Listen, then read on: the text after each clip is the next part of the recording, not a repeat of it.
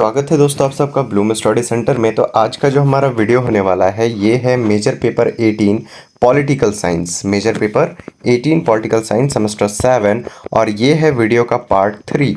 इससे पहले part 1 and part 2 बन चुके हैं जिसमें सारे यूनिट्स के इंपॉर्टेंट क्वेश्चन कवर हो गए हैं।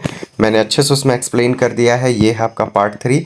पहले जाके आप पार्ट 1 2 देख लीजिए, उसके बाद पार्ट 3 देखिएगा। सब्सक्राइब करके आप प्लेलिस्ट चेक कीजिए, ठीक है। वहाँ पर मैं प्लेलिस्ट में आपको मिल जाएगा मेजर 17 18 16 19 सारा। तो चलिए अब देखते हैं, इसमें हम लोग 50 वन लाइनर क्वेश्चंस कर रहे हैं जो कि आपका 5 मार्क्स के लिए हेल्पफुल होगा। तो चलिए यहाँ पर मैं शुरू करते हैं। जो आप बिना तैयारी के वो 5 मार्क्स का लिखने जाइएगा उससे अच्छा इन 50 क्वेश्चन को अपने दिमाग में रखिए, ताकि अगर इससे मैच करे तो बन जाए, ना मैच करे तो कोई बात नहीं, लिखना तो खुद से ही पड़ेगा। फिर चुनाव क्या है, तो सबसे पहला क्वेश्चन क्या बनता है भाई आपका कि चुनाव क्या है। तो प्रतिनिधियों के चयन की लोकतांत्रिक प्रक्रिया को क्या कहते हैं, चुनाव कहते हैं। याद रखिएगा, जो प्रतिनिधि होते हैं उनके उनके चयन की जो लोकतांत्रिक प्रक्रिया है उसे ही क्या कहते हैं, चुनाव। लोकतंत्र के आधारशिला किसे कहा जाता है, किसे कहा जाता है, चुनाव को। किसको कहा जाता है, चुनाव को। ये मैंने पार्ट 1 2 में भी बताया था। भारत में मतदान की न्यूनतम आयु कितनी है, सबको पता है, 18 वर्ष। कितनी है, 18 वर्ष। भारत में चुनाव कौन कराता है, निर्वाचन आयोग। कौन कराता है भारत में चुनाव, निर्वाचन आयोग। निर्वाचन आयोग का गठन किस अनुच्छेद के अंतर्गत किया गया था, तो याद रखिएगा, निर्वाचन आयोग का गठन किस अनुच्छेद के अंतर्गत किया गया था, अनुच्छेद 324। किसके अनुसार, अनुच्छेद 324। भारत में कौन सी चुनाव प्रणाली अपनाई गई है, भारत में कौन सी चुनाव प्रणाली है, तो प्रथम पास्ट द पोस्ट प्रणाली। क्या, प्रथम पास्ट द पोस्ट प्रणाली। राजनीतिक दल क्या है, तो समान विचारधारा वाले लोगों का संगठित समूह क्या कहलाता है, राजनीतिक दल।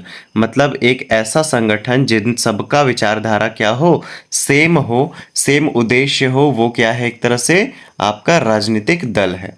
भारत में कितने प्रकार के राजनीतिक दल हैं, दो। एक राष्ट्रीय दल है और एक क्षेत्रीय दल है। आगे देखते हैं, बहुदलीय व्यवस्था का अर्थ क्या है, अनेक राजनीतिक दलों की उपस्थिति।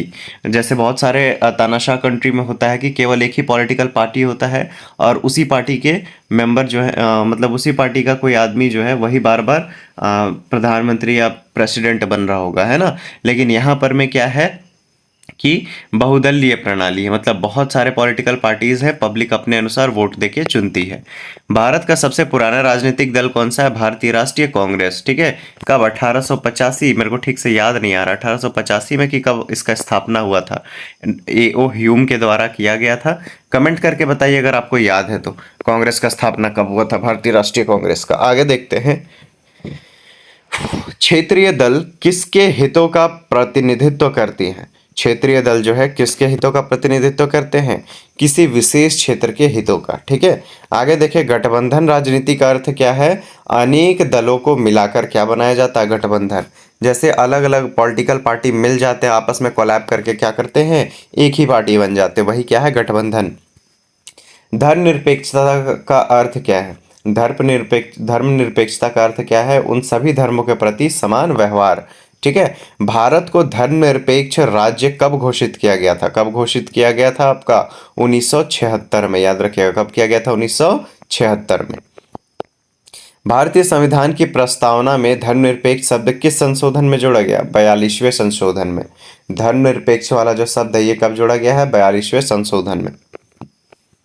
सांप्रदायिकता क्या है, सांप्रदायिकता क्या है, तो धर्म के आधार पर राजनीति करने की प्रकृति क्या है आपका, सांप्रदायिकता है। भारतीय संविधान नागरिकों को धार्मिक स्वतंत्रता किस अनुच्छेद के अंतर्गत प्रदान करता है, अनुच्छेद 25 के, ठीक है। अनुच्छेद 25 के अंतर्गत क्या होता है, भारतीय संविधान नागरिकों को धार्मिक स्वतंत्रता प्रदान करता है। धर्मनिरपेक्षता का मुख्य उद्देश्य क्या है, सभी धर्मों को समान अवसर देना या समान सम्मान देना, ठीक है।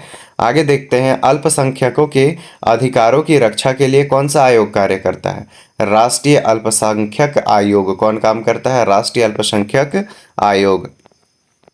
1980 के बाद भारतीय राजनीति में किस प्रकार की राजनीति का प्रभाव पड़ा, किसकी, सांप्रदायिक राजनीति का। किसकी, सांप्रदायिक राजनीति का 1980 के बाद भारतीय राजनीति में प्रभाव पड़ा, ठीक है। किस राजनीति का प्रभाव पड़ा, तो सांप्रदायिक राजनीति का। क्षेत्रवाद क्या है? किसी विशेष क्षेत्र के हितों को प्राथमिकता देने की भावना क्या कहलाती है? क्षेत्रवाद कहलाती है। भारत ने किस प्रकार की शासन व्यवस्था अपनाई है? संघीय शासन व्यवस्था। कैसी शासन व्यवस्था को अपनाई है भारत ने? संघीय शासन व्यवस्था। संघीय व्यवस्था क्या है? संघीय व्यवस्था क्या है? तो केंद्र और राज्यों के बीच में शक्तियों का विभाजन क्या कहलाता है? संघीय व्यवस्था। गाइज आप सब्सक्राइब करके रखिए, इसके बाद बैक टू बैक जो इंपॉर्टेंट क्वेश्चंस आने वाले हैं, लॉन्ग क्वेश्चन, उसका वीडियो मैं बनाते जाऊंगा। अगर आपके पास सब्सक्राइब रहेगा तो जैसे ही आप यूट्यूब खोलेंगे, ठीक है, फ्रंट में ही आपको मेरा वीडियो दिखाई देगा, यहाँ पर मैं जो भी नया आएगा। अदरवाइज आपके पास जो है नोटिफिकेशन आएगा जो भी मैं वीडियो डालूंगा इंपॉर्टेंट क्वेश्चन का, तो आप उससे तुरंत अलर्ट होकर के वीडियो देख सकते हैं। अदरवाइज आपको वीडियो ढूंढना पड़ेगा चैनल सर्च करके। संघीय व्यवस्था क्या है? तो केंद्र और राज्यों के बीच शक्तियों का विभाजन क्या है? आपका संघीय व्यवस्था। भारत को किस प्रकार का संघ कहा जाता है? राज्यों का संघ, क्योंकि बहुत सारे राज्य यहाँ पर में हैं। भारतीय संविधान की 7वीं अनुसूची किससे संबंधित है? केंद्र और राज्यों की शक्ति के विभाजन से। भारतीय संविधान का जो 7वीं अनुसूची है वो क्या है? तो आपका याद रखिएगा, केंद्र और राज्य सरकारों की शक्तियों के विभाजन से संबंधित है। क्षेत्रवाद का सबसे बड़ा कारण क्या है? क्षेत्रीय असमानता। क्या है? क्षेत्रीय असमानता। स्वायत्तता का अर्थ क्या है? स्वयं निर्णय लेने वाला अधिकार। ठीक है, स्वयं निर्णय लेने का अधिकार। जातीयता किससे संबंधित है? सांस्कृतिक पहचान से। किससे संबंधित है? सांस्कृतिक पहचान से। भाषा के आधार पर राज्यों का पुनर्गठन कब हुआ था? 1956 में। कब हुआ था? 1956 में। भारत की राज्य भाषा कौन सी है? हिंदी। कौन सी है भारत की राज्य भाषा? हिंदी। भारतीय संविधान की 8वीं अनुसूची किससे संबंधित है? भाषाओं से। किससे संबंधित है? भाषाओं से। आगे देखिए, वर्तमान में 8वीं अनुसूची में कितनी भाषाएं शामिल है? 22 भाषाएं। कितनी भाषाएं हैं? 22 भाषाएं। मतदान व्यवहार का अध्ययन किस विषय से संबंधित है? राजनीतिक विज्ञान से। किससे? राजनीतिक विज्ञान से। मतदान व्यवहार को अंग्रेजी में क्या कहा जाता है? तो इसको कहते हैं, क्या हो जाएगी ये? सेफोलॉजी। ठीक है, क्या हो जाएगा? सेफोलॉजी। मतदान व्यवहार क्या है? मतदान के समय मतदाताओं द्वारा लिए गए निर्णयों का अध्ययन क्या कहलाता है? मतदान व्यवहार। मतदान व्यवहार को प्रभावित करने वाला प्रमुख सामाजिक कारक कौन सा है? जाति। कौन सा है? जाति। मतदान व्यवहार को प्रभावित करने वाले प्रमुख आर्थिक कारक कौन सा है? आय। कौन सा है? आय। मतदान व्यवहार को प्रभावित करने वाला प्रमुख राजनीतिक कारक कौन सा है? राजनीतिक दलों की नीतियां। कौन है? राजनीतिक दलों की नीतियां। मतदाता के निर्णय को कौन प्रभावित करता है? सामाजिक, आर्थिक और राजनीतिक कारक। चुनाव प्रचार का आधुनिक माध्यम क्या है? Social media. क्या है? Social media. लोकतंत्र में जनता की भागीदारी का सबसे महत्वपूर्ण माध्यम क्या है? मतदान। क्या है? मतदान। राजनीतिक समाजीकरण का मतदान व्यवहार पर क्या प्रभाव पड़ा? यह मतदाताओं की राजनीति की सोच को प्रभावित करता है। मतदाताओं के निर्णय में उम्मीदवारों की क्या भूमिका होती है? उम्मीदवार की छवि मतदान को प्रभावित करती है। भारतीय राजनीति में जाति का क्या प्रभाव है? यह मतदान व्यवहार को प्रभावित करती है। क्षेत्रीय पहचान किस प्रकार की राजनीति को जन्म देती है? क्षेत्रीय राजनीति को। किसको? क्षेत्रीय राजनीति को। सांप्रदायिक राजनीति का सबसे बड़ा दुष्परिणाम क्या है? सामाजिक विभाजन। क्या है? सामाजिक विभाजन। भारतीय लोकतंत्र का सबसे महत्वपूर्ण तत्व क्या है? स्वतंत्र और निष्पक्ष चुनाव। राजनीतिक दल और जनता के बीच संबंध स्थापित करने का माध्यम क्या है? चुनाव। गाइस सब्सक्राइब कीजिए, इसके बाद का पार्ट्स देखिए और इससे पहले का भी जाके पार्ट्स देखिए। मेजर पेपर 18 का आपका पूरा तैयारी हो जाएगा। राष्ट्रीय एकता को बनाए रखने के लिए कौन सा सिद्धांत महत्वपूर्ण है? धर्मनिरपेक्षता। कौन सा? धर्मनिरपेक्षता। वीडियो कैसे मिलेगा? तो आप चैनल पे जाएंगे, यहाँ पर मैं वीडियो, शॉर्ट्स, प्लेलिस्ट, तो आप प्लेलिस्ट में जाएंगे।